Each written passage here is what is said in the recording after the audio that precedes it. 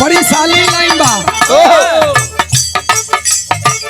कभी सोचते हैं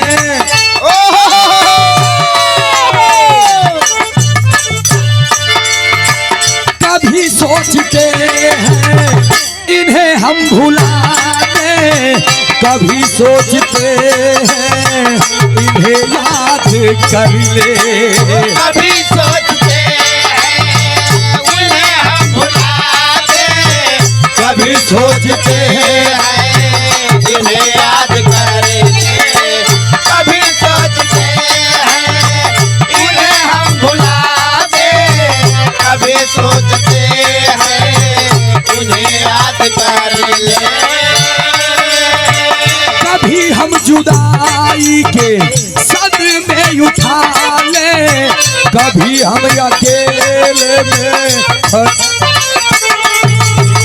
कभी हम जुदाई के सदमे उठा ले, कभी हम अकेले में फरियाद कर ले, कभी हम जुदाई के सदमे उठा ले, कभी हम अकेले में फरियाद कर ले,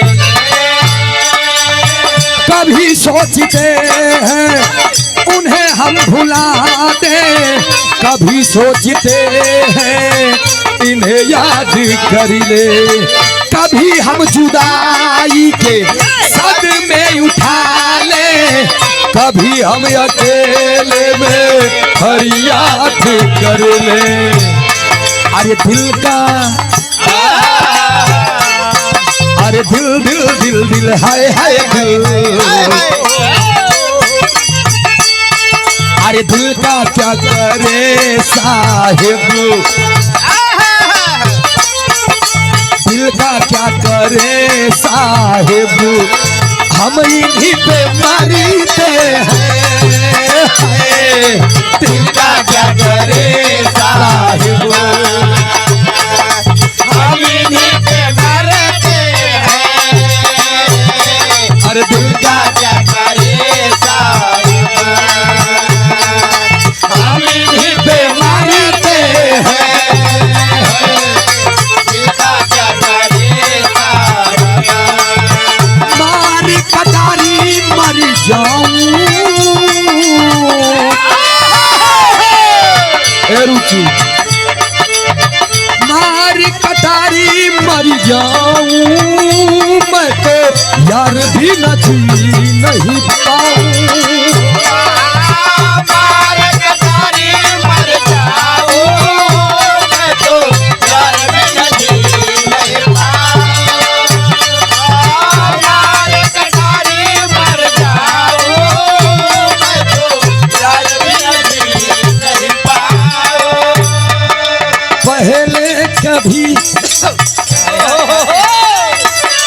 पहले कभी न मेरा हाल ऐसा हुआ, मेरी नींद गई चैन खोने लगा, कुछ तो होने लगा, मेरी नींद गई चैन होने लगा, कुछ तो होने लगा, नींद गई चैन होने लगा, कुछ तो होने लगा, पहले कभी क्या मेरा हाल ऐसा हुआ, मेरी नींद गई चैन होने लगा, कुछ तो होने लगा, नींद गई चैन होने लगा, कुछ तो होने लगा, और ये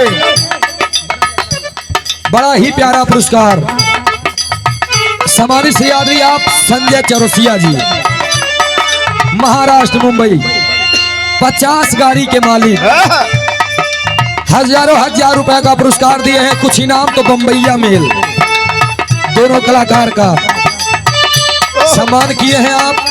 सुंदर पंखुड़ियों से गुथा हुआ पुष्पों का हार, चरणों में पैरगी बहुत बहुत नमन है, प्रणाम है, आशीर्वाद दें। हम बच्चे कला में कामयाब रहें, जहां रहे खुश रहे, आबाद रहे। एक स्वर से सभी सकल पंच के नमन बा।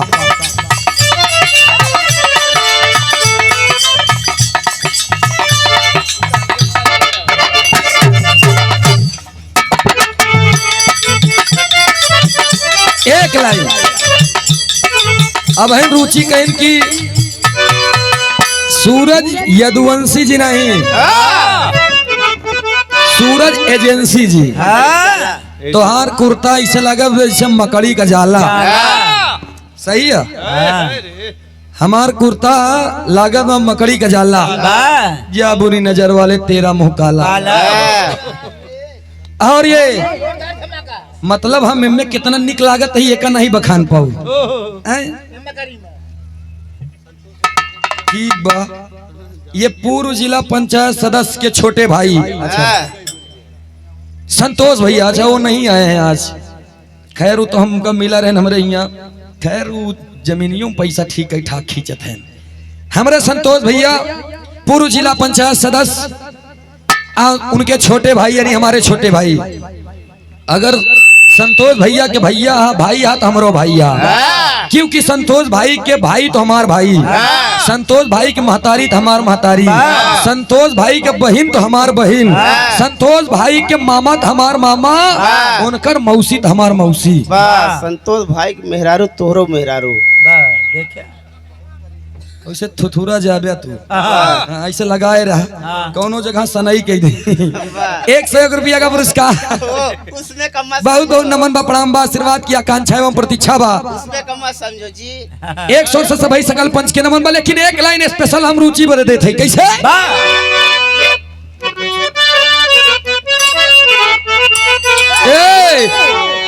तू ता हमके